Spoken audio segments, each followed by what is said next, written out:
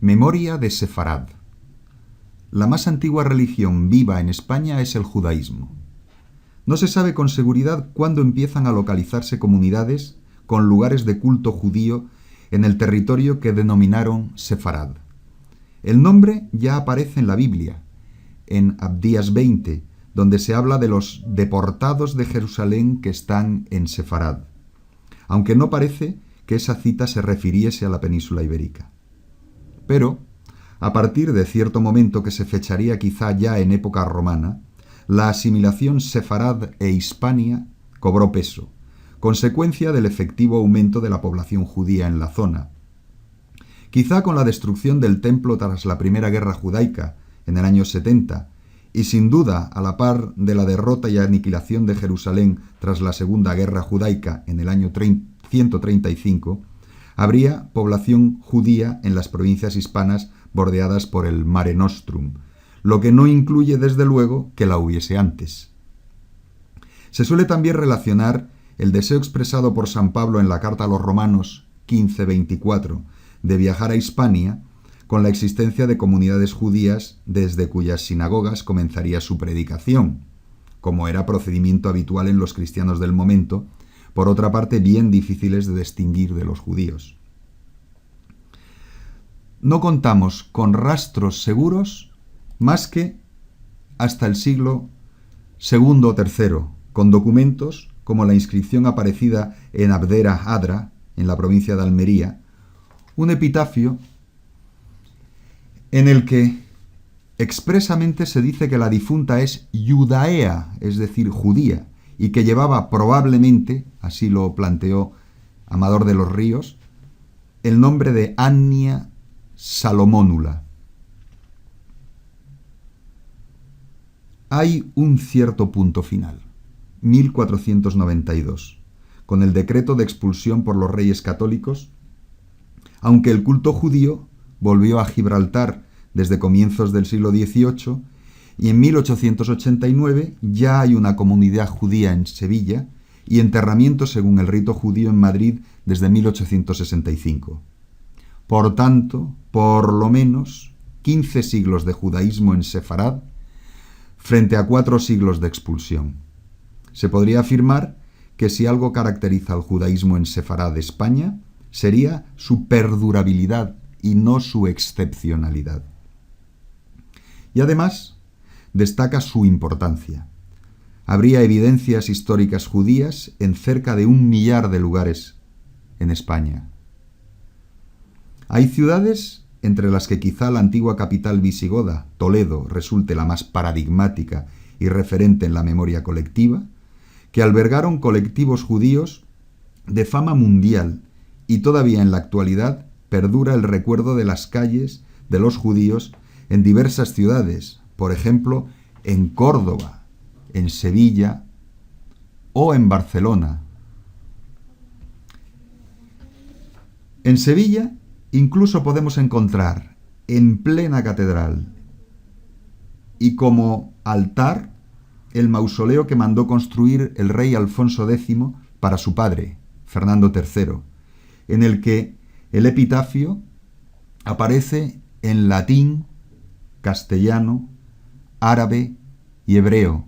Aquí podemos ver las partes en que aparece en latín y castellano. Y aquí la parte en que aparece primero en árabe y al fondo en hebreo. Se le denomina en la inscripción en hebreo con el título de Rey de Sefarad. De las sinagogas que se levantaron en Sefarad, hoy en día solo quedan restos verdaderamente destacables en menos de las que se cuentan con los dedos de una mano. Destacan la de Córdoba, descarnada y monumento turístico. Las dos de Toledo, la nombrada Santa María la Blanca, cristianizada, como se puede ver incluso en la cruz que hay en el fondo, o la del Tránsito, donde radica en la actualidad el Museo Sefardí. todas ellas convertidas en hitos del turismo cultural y religioso. Frente a las pocas sinagogas supervivientes, en la época medieval había centenares. Por ejemplo, en Valladolid, la documentación permite detectar hasta 8. Se podría comparar con lo que encontramos en la actualidad en Melilla, donde se testifican 6 de uso general. Algunas de aquellas sinagogas de Sefarad podían ser pequeños lugares de reunión casi familiar, pero otras eran espacios que todavía en la actualidad, aún cristianizadas, y aún convertidas en museos, resultan extremadamente impresionantes. En cualquier caso, las sinagogas en la Sefarad cristiana nunca podían rivalizar con las iglesias en visibilidad. De ahí que fuesen edificios exteriormente modestos, aunque por dentro pudieran ser maravillosas obras de arte, como ejemplifica la antigua sinagoga de Samuel Haleví, hoy Museo Sefardí y antes Iglesia del Tránsito de Nuestra Señora. La judería debía también albergar una escuela religiosa, algún local en el que se desarrollara el baño ritual y otro donde trabajase el matarife según las reglas de Kashrut, que convertían la carne en pura desde el punto de vista de su consumo para los judíos. También habría una tahona que siguiese los procedimientos religiosos para producir el pan adecuado, y en una zona apartada un cementerio, de los que hay constancia en España en un buen número. Por ejemplo, a la entrada del barrio de Santa Cruz, en Sevilla, en la zona que hoy denominan de la Puerta de la Carne y que en su día se llamó justamente de Puerta de la Judería, no lejos de la actual iglesia de Santa María la Blanca, que desde mediados del siglo XIII a 1391 fue sinagoga, pero que con anterioridad había sido mezquita, un interesante proceso de redefinición de los mismos espacios religiosos a lo largo del tiempo. Las antiguas juderías se han convertido en atracción de un turismo religioso-cultural en auge, que deambula por los caminos de Sefarad y que disemina el recuerdo hasta por medio de emisiones postales como la que podemos ver aquí, en la que se incluyen 2 series emitidas por la Fábrica de Moneda y Timbre Española en 1997 y 1998, representando las juderías de Cáceres, de Girona, de Ribadavia, en Orense, de Córdoba, de Segovia, Toledo, Hervás, en Cáceres o Tudela, en Navarra.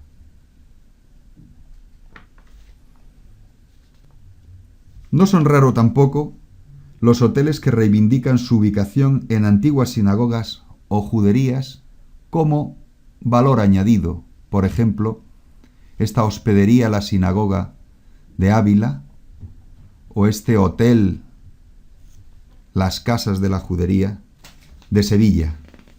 Un judaísmo que floreció de modo notable en Sefarad, que dejó el recuerdo de grandes sabios, también en los temas religiosos, que vio el desarrollo de especulaciones fascinantes como la cábala, pero que no se puede olvidar que se vio sometido a persecuciones, violencias y finalmente la expulsión.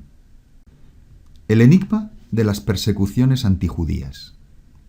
La persecución por motivos o excusas religiosas, la violencia religiosa o antirreligiosa, resultan enigmas históricos de hondas implicaciones y largo recorrido, cuya reflexión, justamente gracias al judaísmo y en particular al judaísmo español, podemos apuntalar de un modo lo suficientemente bien documentado como para combinar historia y presente y ayudarnos a encarar un futuro donde queden relegados a la categoría de meros recuerdos. Para el caso de Sefarad, detallar las persecuciones por medio de una retahíla de fechas parece producir un relato demente, el de la obstinación por querer cambiar las creencias y costumbres de otros, equipararlos todos a uno mismo, tendencia humana que parece brotar cuando la colectividad hace caso de los discursos del odio y deja las riendas en manos de los elementos más patológicos, cínicos u oportunistas. El cómputo seguro empieza en el entorno del siglo IV, en el que los padres conciliares de Elvira, o sus sucesores, planteaban castigos para sus seguidores a los que se les ocurriese acercarse a algún judío bajo los presupuestos habituales de la normal convivencia. La cristianización del Imperio Romano potenció que se pudiera pasar de la actitud pasiva a la activa y aumentar la presión sobre los judíos, quisieran o no, y no sólo hacerlo sobre quienes dejasen por convicción que otros decidiesen por ellos. Las persecuciones en la época visigoda fueron en ocasiones extremas, llegando incluso a ordenarse la esclavización de los judíos bajo el rey Egica, aunque el tiempo matiza a veces la fuerza de la memoria, en particular si los horrores se ahondan posteriormente. Abraham Ben Ezra, el famoso poeta judío nacido en Tudela en los últimos años de la taifa de Zaragoza, se lamenta de las destrucciones llevadas a cabo por los almohades en las aljamas de Al-Ándalus. Pero ya en 1066, en Granada, incluso antes de la llegada de los almorávides y sus persecuciones, había sido masacrada la población judía. Durante la época de las políticas antijudaicas de almorávides y almohades, incluso personajes completamente excepcionales y reivindicados en el presente por medio de monumentos, como es el caso de Maimónides, hubieron de optar por el exilio. Hay que tener en cuenta que Maimónides probablemente es el cordobés más destacado de todos los tiempos. En el ámbito cristiano, la demencia europea, ya desatada cuando la Primera Cruzada, tomó un nuevo cariz en Gascuña en 1289, seguido al año siguiente en Inglaterra. La medida consistió en la expulsión de los judíos del reino. No pudieron volver a Inglaterra hasta 3 siglos y medio más tarde, bajo el gobierno de Oliver Cromwell. En Francia se dicta la primera orden en 1306, con retornos y nuevas expulsiones, mientras que en la zona germana quizá no había autoridades suficientemente fuertes para hacer cumplir este tipo de decisiones expeditivas. Pero conocemos, en 1336, la inflexión que marca el trabajo sistemático de las bandas descontroladas de matajudíos. Pocos años antes, este tipo de grupos actuaban en Navarra, arrasando, por ejemplo, la aljama de Estella, pero sufriendo el castigo real posterior en forma de una pesada multa.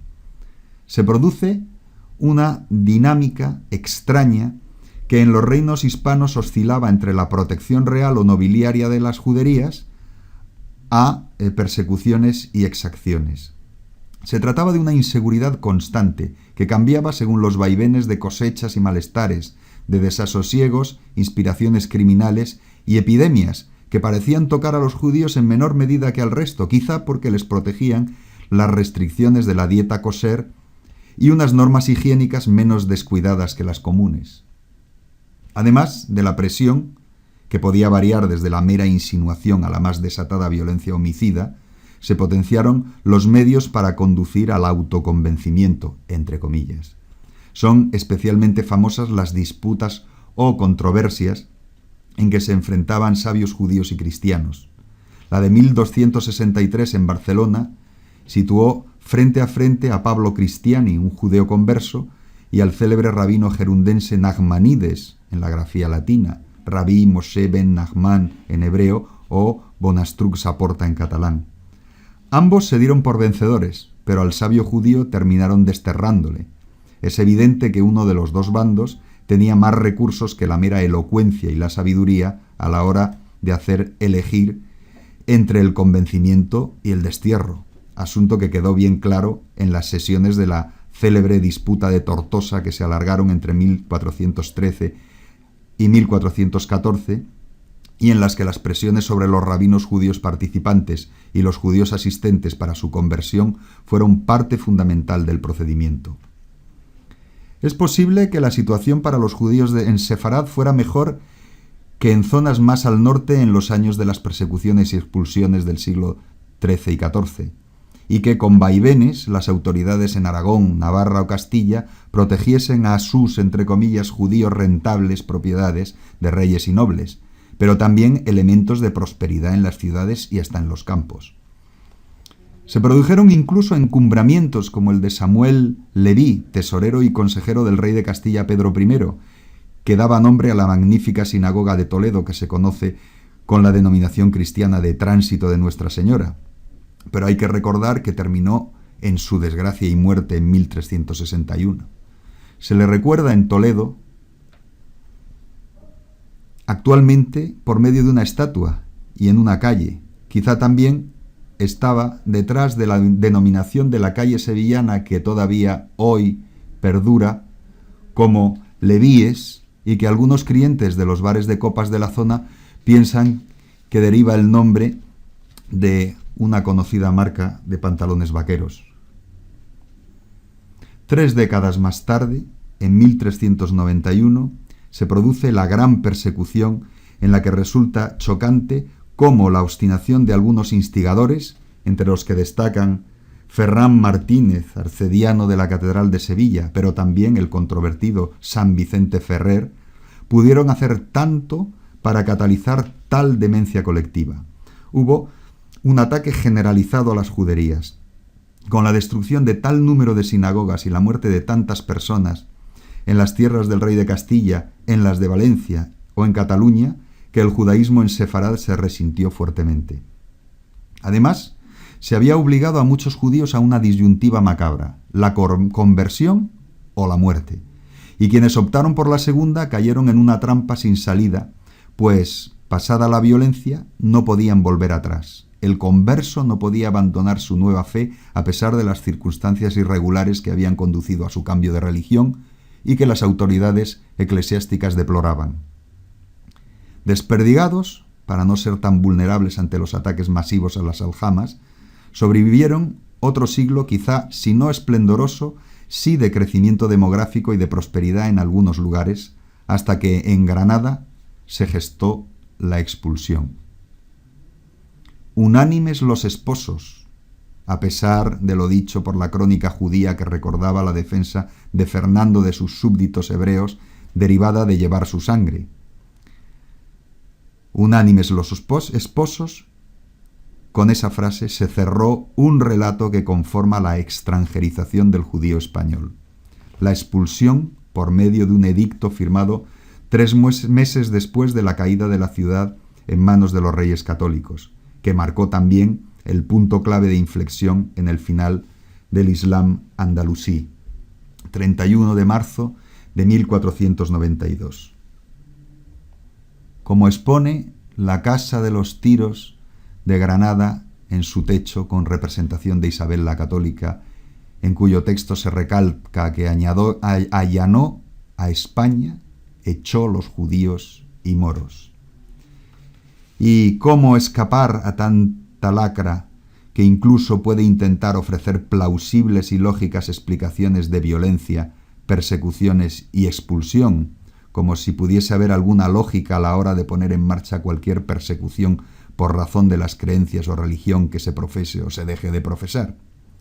Resulta inútil intentar explicar cualquier persecución religiosa. De hecho, el antisemitismo, antijudaísmo, tiene poco sentido. Es un enigma como también lo es la islamofobia, la cristianofobia y tantas otras ideologías reductoras de este tipo. Siempre se hallarán razones para el odio hacia el que cree de modo diferente, para la alterización del distinto. Pero esta violencia no se sostiene en ninguna razón comprensible, sino la que produce la propia sed de sangre que actúa como remedio frente a las insatisfacciones de otra índole y origen, y que echarían mano de unos si no estuvieran otros, y que hallaba en el judío en tantas ocasiones, cuando no en el moro, la mujer, el homosexual, el niño, el perro, o hasta los dioses o Dios en singular, el remedio, en última instancia, al desasosiego interior, al odio contra uno mismo. Es tarea poco útil intentar comprender o justificar quien ataca a otro por razón de sus creencias, del mismo modo que bien sabemos que no hay explicación que valga frente a la violencia de género. El judaísmo español hoy.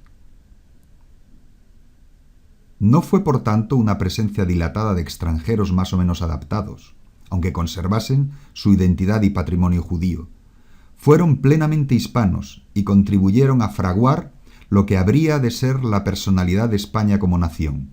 Sefarad no es ya una nostalgia, sino un hogar en el que no debe decirse que los judíos se sienten como en su propia casa, porque los hispano-judíos están en su propia casa, en la casa de todos los españoles. Este discurso, pronunciado por el rey Juan Carlos el 31 de marzo de 1992, intentaba redefinir, por parte del rey de España, el marco que justamente 500 años atrás, el 31 de marzo de 1492, los reyes católicos habían sentenciado con el edicto de expulsión. Un discurso realizado en la Sinagoga Mayor de Madrid en ese momento. Muy simbólico. Pero, ¿qué había sido de los sefardíes mientras tanto? Los que marcharon mantuvieron no solo los modos propios de entender la vida y hasta el culto, sino también el uso de las lenguas de los lugares de los que fueron expulsados. Sefardíes en Roma, presentes hasta en el nombre de las calles del viejo gueto, manteniendo sinagogas propias, la catalana, la castellana, luego reunidas en la mayor de la ciudad, cuando el poder papal se circunscribió al Vaticano y en la Italia unificada los judíos dejaron de ser ciudadanos de segunda. Todavía ese barrio judío mantiene calles como la Vía Catalana, desde la que se puede ver la sinagoga de Roma. Se produjo un fenómeno curioso que las lápidas funerarias pueden ilustrar. Ania Salomónula, la primera hispano-judía de la que tenemos testimonio, se enterró usando el latín. Otros judíos de Sefarad lo hicieron en hebreo. Los sefardíes desperdigados, aunque también usaban el hebreo, mantenían el viejo judeo-español que nos permite entender a los hispanoparlantes de ahora las palabras que utilizan, entroncar con sus apellidos, con los nombres de los meses que invocan, aunque no así con los años, ya que no emplean nuestro, entre comillas, cómputo que hace de Jesucristo el gozne del antes y el después, sino que optan por un punto alfa diferente. En esta imagen vemos dos lápidas de la época de Sefarad, en un caso del siglo XI, finales, y en el otro de 1094. En un caso hallada en Monzón de los Campos, Palencia, y en el otro en Puente de Castro, León. Ambas son lápidas en hebreo. Por ejemplo, la segunda dice: esta es la tumba de Mar Yehudá, hijo de Mar Abraham, Hanasí, hijo de Rabí Ketana. Partió a su morada eterna, a los 45 años, a fines del mes de Nisán del año 4854 de la creación del mundo. El santo, bendito sea, le dé una parte con los justos. Amén. Utilizan los nombres hebreos, utilizan los meses hebreos. Comparémoslo con esta otra inscripción. ¿De dónde? Del cementerio judío de Quíos, en Grecia. Es un sefardí de los expulsados. Es una lápida funeraria bilingüe. En la parte de arriba está en hebreo, es decir, uno de los lados, y el otro de los lados está en ladino o sefardí, en judeo-español. La parte en sefardí tiene el siguiente texto: aquí duerme Jacob Fernández Díaz, de edad años 58. Falleció a 15 de mayo del año 5472, que corresponde al 1712 de la era común. Es decir, se trata de una familia sefardí que lleva siglos fuera de la península ibérica, pero mantiene el ladino, el sefardí como lengua. Falleció el día 5 de mayo del año 5472 de la creación del mundo. Golpes de muerte asaltaron en Jacob las obras pías que a su virtud ilustraron. Para obrar más faltaron a Jacob Fernández Díaz. Si bien hasta hace no tantos años había a lo largo del Mediterráneo comunidades sefardíes numerosas, entre las que destacaba la de Salónica, que empleaban el judeo-español como lengua materna, en la actualidad su uso es muy minoritario. La historia quizás hubiese podido haber sido diferente si cuando en el momento en el que estas comunidades eran pujantes y el judaísmo europeo muy perseguido, desde finales del siglo XIX hasta la Segunda Guerra Mundial, el gobierno español hubiese ofrecido algo más que buenas palabras y en ocasiones actos heroicos, como los que llevaron a cabo algunos diplomáticos, entre los que destaca Ángel Sanz Briz. El decreto de 1924, otorgando la nacionalidad española a los sefardíes que lo solicitaran según unas condiciones determinadas, que pudiera parecer un instrumento muy notable de apertura, se aplicó del modo más cicatero, dándose incluso órdenes a los diplomáticos que anulaban de hecho las posibilidades que abría el decreto. Un nuevo camino se ha abierto desde 2014,